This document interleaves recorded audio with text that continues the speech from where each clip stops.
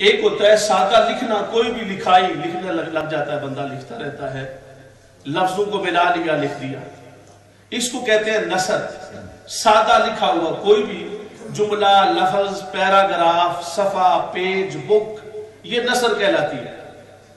دوسرا طریقہ یہ ہے کہ انہی لفظوں اور حرفوں کو بڑا ناپ تول کر کے قافیہ، ردیف اور وزن پر لا کر شعروں میں لکھنا، اس کو کہتے ہیں شعر۔ آپ کو بھی پتا ہے اردو میں شعر اس کو کہتے ہیں، انگلش میں ورس کہتے ہیں، اور دیگر مختلف زبانوں میں نظم بھی اس کا نام ہے، غزل بھی اس کا نام ہے۔ جب کسی بھی کی تعریف کی جائے تو غزل ہوتی ہے، نظم ہوتی ہے، آزاد نظم ہوتی ہے، آزاد غزل ہوتی ہے، آزاد شعری ہوتی ہے، قافیہ اور مسجع اور مکفہ کلام ہوتا ہے، اوزان شعری ہوتا ہے، اوزان لفظی ہوتا ہے۔ یہ مختلف انداز ہیں کسی کی بھی اچھائی کو بیان کرنا یا تعریف کرنے کا طریقہ۔ آج تک پوری کائنات میں اب آپ سے ایک سوال کرنے لگا ہوں بڑا دلچسپ، آپ کے ذہن میں یہ کبھی بات آئی؟ لکھائی والی کتابوں کی بات تو خیر الگ تھوڑی بات، اس پر بعد میں بات کریں گے۔ یہ جو وزنوں کی کائنات ہے، شعروں کی کائنات ہے، لفظوں کی سجا بندی اور مکفہ بندی کی بات ہے، اور لفظوں کے میزان اور ترازو کی بات ہے، تاریخ انسانی میں جس شخص کے لیے سب سے زیادہ جس کی تعریف میں شعر کہے گئے وہ کون؟ سبحان اللہ۔ تاریخ انسانی کی بات کر رہا ہوں۔ تاریخ انسانی کا کیا مطلب ہے؟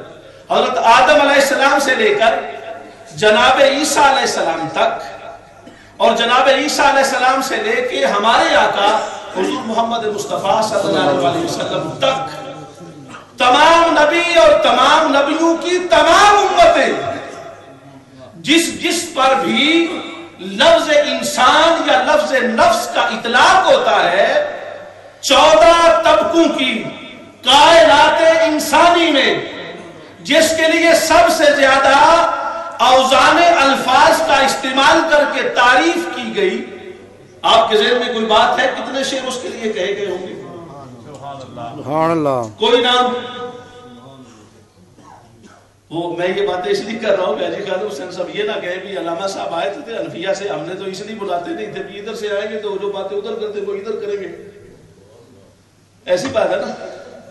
لیکن ایسی بات نہیں ہے، مولویوں کو پتا ہوتا ہے کیسے بات کرنی ہوتی ہے، جو وہاں کیا وہ وہاں بات ہے، یہاں نہیں کریں گے تو آپ کو ٹیسٹ آئے گا نا۔ میں نے آج تک الحمدللہ جو گفتگو اب کرنے لگا ہوں وہاں نہیں کی کبھی، جو وہاں کرتے ہیں وہ پھر یہاں نہیں کرتے۔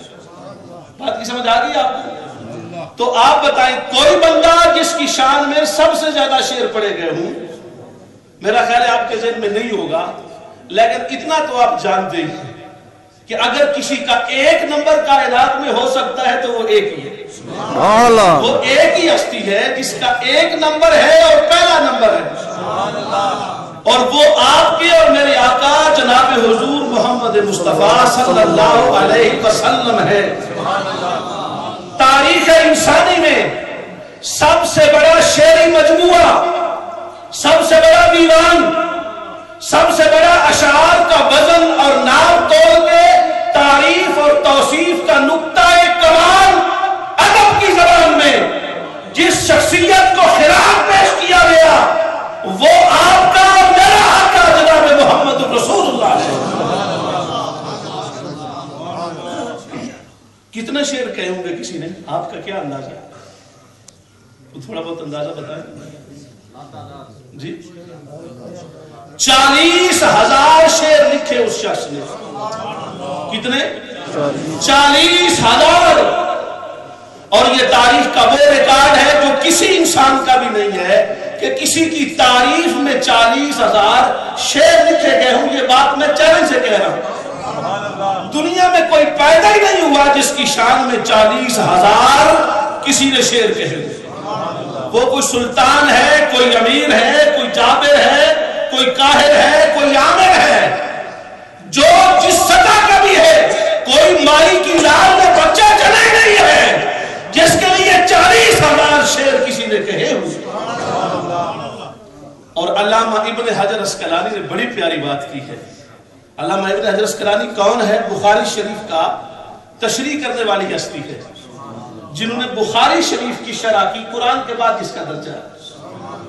وہ علامہ ابن حجر اسقلانی کہتے ہیں کہ جب وہ شخص نے 40,000 شعر لکھا سرکار کی شرح میں تو آخر میں بول پڑا تھکی ہے فکر رسا مدح باقی ہے.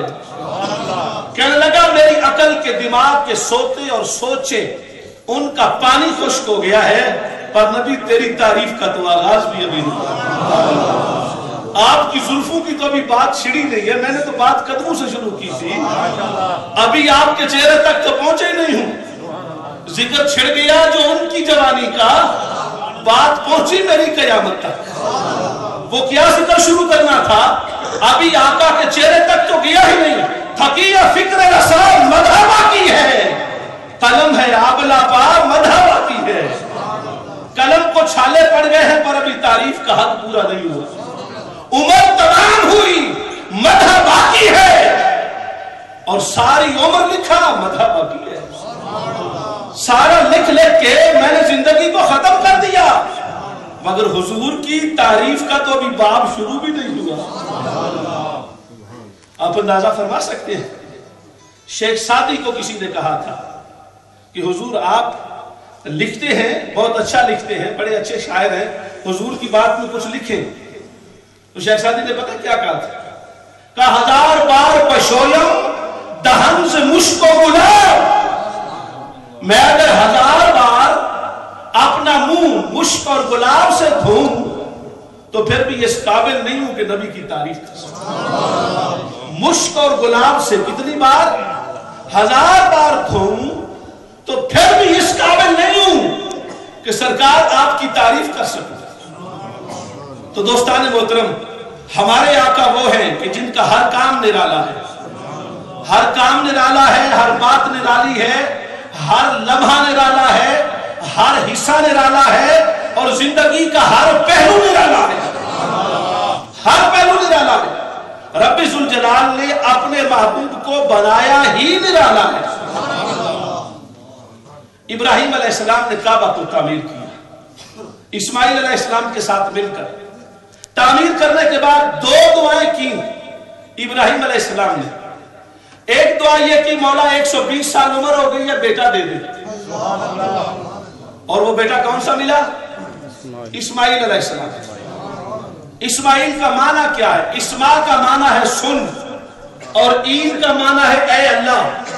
ابراہیم علیہ السلام نے فرمایا اسماعیل اے اللہ میری دعا سن، 120 سال عمر ہو گئی ہے، مجھے بیٹا دے دے. اللہ پاک نے فرمایا چلو بیٹا دے دیا، اس کا نام بھی رکھ اللہ دعا سن. یعنی اسماعیل کا معنی کیا ہوا؟ اللہ کی دعا. وہ دعا جو اللہ کی بارگاہ میں کی اور اللہ نے سن لی، وہ ہے اسماعیل کا معنی. ایک دعا کی مولا سن بیٹا دے، اللہ نے اسماعیل دیا کب؟ 120 سال کی عمر میں. اور کب بنا کے دعا کی مولا دوسری دعا یہ ہے کہ میرے اسماعیل کو ایک بیٹا دے جس کا میں دادا بنوں، اور ایسا دے جس جیسا کائنات میں ہے ہی کوئی. ایسا دے جس جیسا کائنات میں، وہ ایک ہی ہو، اکیلا ہی ہو، تنہا ہی ہو. ایک دے ایسا جس جیسا اور کوئی نہیں.